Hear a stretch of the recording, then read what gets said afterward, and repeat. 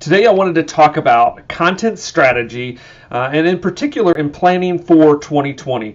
So I, like probably most of you, are starting to think about 2020, thinking about how we're planning our content marketing strategies and our other digital marketing strategies. And oftentimes when we're doing that, we're actually thinking forward. And today I want to suggest to you that potentially your best strategy is actually to think backwards and to look at some of the things you've done in the past and potentially leveraging those to be more effective in 2020. So let's kind of talk about that. This is something that kind of came to me as I was going through this strategic planning process. And one of the things that I do is just to kind of, start searching, start to kind of think about what I have available to me. So often, I think when we're doing digital marketing and marketing strategy planning in general, we don't first sort of audit and inventory what we have available to us. I talk about assets all the time, even our team and our skill set. And so that's always my starting point is, what do I already have? And I think this is a really powerful strategy for you to think about in 2020. And so for me, that means I'm looking at my website, and I hate to admit this, but oftentimes I'm searching through my Google Docs because so often I'm building and starting ideas, but I have a bit of a problem with finishing them all the time. So there's a lot of sort of gems usually sitting inside of my Google Doc that are in various states of completion. And so as I went through that, it really became clear to me that in 2020,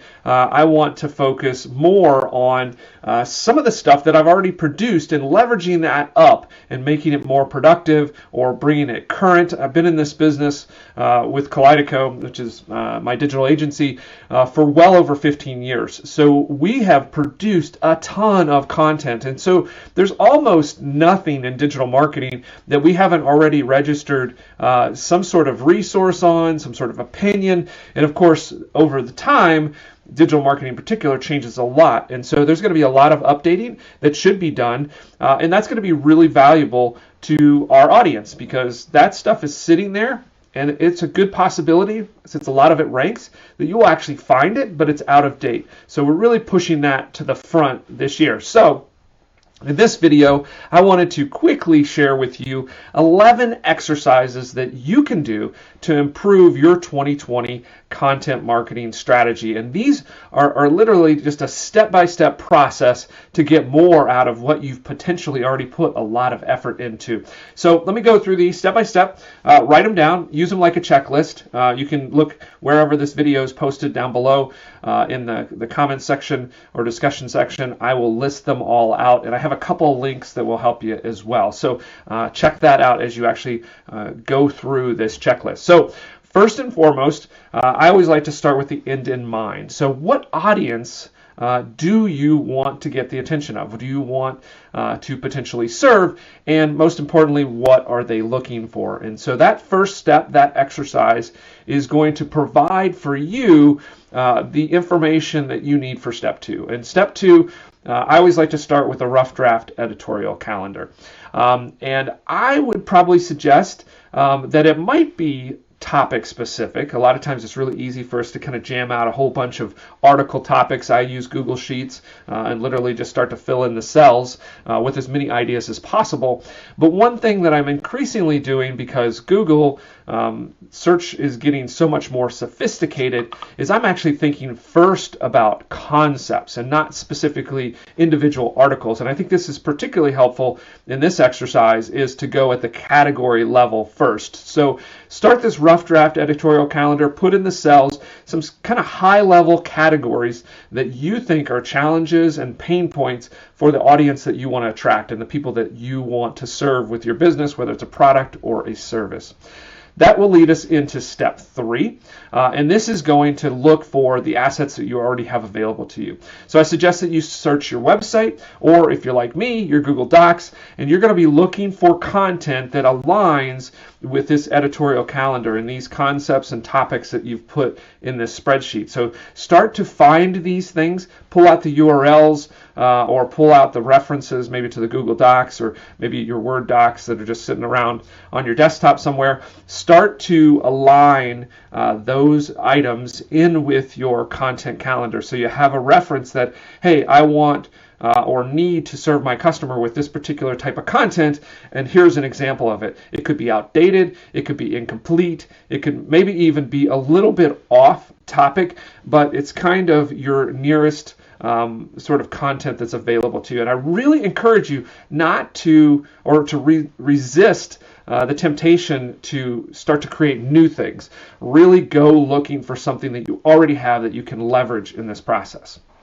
Okay, so now we're going to go into step 4, and this one we're going to open up Google Analytics, and we're going to look in there, and we're going to take note of, we're looking at your view by traffic. So whatever pages are getting the most traffic, look at those, the landing page section, and figure out, again, sort by traffic. What are the pages that are getting the most traffic? And then again, you're looking to see, okay, is there an alignment with my editorial calendar? Chances are there probably isn't a perfect alignment, but that's okay. We're going to keep track of what those top 10 articles are anyway. So if they are aligned, start to kind of match them up with your rough draft editorial calendar. If they're not aligned, I want you to take that, add another little tab on your spreadsheet, and we're going to keep those in a separate list because we want to know on our website what's already getting the most traffic. And even if it's not aligned, we're going to leverage that here in a second, deeper in this checklist. Okay, so now we're going to go to step 5. And for this, we're going to stay in our editorial calendar. And this time, we're going to actually stay in our Google Analytics, and we're going to look at our editorial calendar to find those concepts, those topics. And again, I'm thinking just conceptually. I'm not thinking, one-for-one article titles here. I'm going to look for those conceptual concepts, and where are they in my Google Analytics? So I'm going to go down in that traffic list, and I'm going to keep drilling through there, maybe even using the search bar to find something relative to the topics that I know I need content for. And I'm going to figure out where they are and where they fall in the list. And that's going to give me some sense of sort of the opportunity to get them into a higher traffic position, which ultimately means that they're ranking somewhere in Google. So I want to figure out where they are, how far away, and kind of what my challenge is ahead of me as it stands right now by looking at that Google Analytics. Okay, now in step 6, I'm going to switch over to Google Search Console. And what this is going to do is Google Search Console, a lot of you probably haven't really looked at this, but it's a super valuable tool. It's gotten a lot more valuable over the years. But essentially what this is what this used to be called Webmaster Tools, but it's Google's giving you insight into the way that they look at your website. So in Google Search Console, it's going to actually tell you what keywords you are getting impressions for now. And so you're doing kind of a similar exercise that you did in Google Analytics. You're looking for your topics and concepts on an impressions basis inside of there. So generally what that's indicating to you is, hey, Google actually thinks your website's about these topics, but because you don't have sort of the best content, you're kind of in the mix for impressions, but you're probably on page 2+, and so you're not going to get clicks. But Google's giving you insight and telling you that they are giving impressions to you, and there is opportunity for you to rank for those keywords. So you're again looking for your topics, and you're looking for sort of to rank order which ones you're getting the most impressions for, which means you're potentially starting to rank higher and higher. And so this is going to give you your roadmap to figure out what the priority is going to be around these topics so that you can kind of move the needle. And potentially if you're thinking about a couple different topics and, hey, what's more important to me, this could really kind of help to sort that out to figure out, okay, like I have these two topics, kind of both important to me, but this one I am already stronger in Google for. So I'm going to prioritize this so that I can get my impact, I can get my results faster and achieve my business goals quicker by just focusing on this and getting those kind of ranked on the first page. Okay, now on step 7, we're taking all of this data and we're going to then go through the process of updating that rough draft editorial calendar. So we're taking the combination of articles that we already know are ranking from Google Analytics, articles that are not ranking, not getting a lot of traffic, but potentially have a great opportunity to get some traffic, and put those sort of higher on the priority list. And then, of course, we're looking at Google Search Console to figure out, okay, where are there some impressions? And again, where do I have the greatest opportunity to move those topics? And then I'm kind of reordering them, and then I'm going to get very specific. Once I've got my concepts, my categories, my topics reorganized, I have the right priority listed, then I'm going to start to get very granular and look at those old posts that I have, or those old Google Docs that were never finished, and I'm going to start to give them very specific titles so that it will guide my rewriting of all of those assets. Okay, so now I have my actual exact editorial calendar that I'm going to start executing on, and now I want to move into just the simple process of rewriting, extending, and updating those articles. So there's a couple different things that I'm going to focus on as I'm doing those rewrites. One, I'm going to make sure it's current. Two, I'm probably going to make it longer, add other sections in there. And then I potentially want to enhance the content itself. And so that goes to point number 9. I encourage you to do a video version of each of those articles. Go ahead and post that on YouTube. Start to build an audience there, and then embed it in the article. And Google will love the fact that now you have a resource that is multimedia. Not only is it written, but you also have a video version, which again, Google likes that multi-dimensional, multi-learning approach to the content that you're providing to them. And so that's going to be a huge impact. Again, it doesn't have to be fancy. I've got some resources on how to do video, but it can be very simple. You can see even this video is very simple. I'm just standing in front of a webcam and giving you some information. So you don't have to overdo the production quality to make this part of the strategy work for you.